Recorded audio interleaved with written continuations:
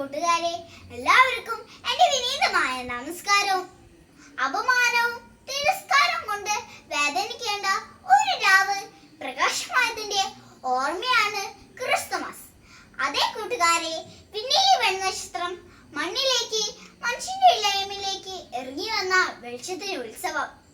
1000 പുൽക്കൂടുകളിൽ 1000 ഉണ്ണികൾ പിറന്നാലും എൻ്റെ ചങ്കിൽ ഈശോയ്ക്കിടമില്ലെങ്കിൽ ഓരോ ക്രിസ്തുമസും വെറുതെയാണ്. ദൈവം സ്നേഹം കൊണ്ട് ഭൂമിയെ ചുംബിച്ച രാവാണ് ഡിസംബർ 25 എന്ന പുണ്യദിനം. നൃത്തം ചെയ്യുന്ന, സമ്മാനങ്ങൾ കൈമാറുന്ന ക്രിസ്തുമസ് അപ്പൂപ്പനും വീടുകളിലെ പുൽക്കൂട് നിർമ്മാണവും നക്ഷത്രങ്ങളും ക്രിസ്തുമസിന്റെ വലിയ പ്രത്യേകതകളാണ്. കാലം മാറിയതോടെ ക്രിസ്തുമസ് സന്ദേശങ്ങൾ വിരൽത്തുമ്പിലൂടെ മാത്രം ഒതുങ്ങിപ്പോകുന്നു. ഓരോ കുടുംബങ്ങളിലും മക്കളുടെയും കൊച്ചുമക്കളുടെയും സാന്നിധ്യമില്ലാതെ മാതാപിതാക്കൾ കടന്നു പോകുന്നു. ജീവിതത്തിൽ എത്ര ഉന്നതനുള്ളവനും ഒന്ന് തലകുനിക്കണം, പുൽക്കൂട്ടിലെ പൊന്നുണ്ണിയെ കാണാൻ. മറ്റുള്ളവർക്ക് മുൻപിൽ എളിമയുടെ തലകുനിച്ചാൽ സ്വർഗമാകുന്നു പോകുന്നത് നമുക്ക് ഉയർന്നു നിൽക്കാം.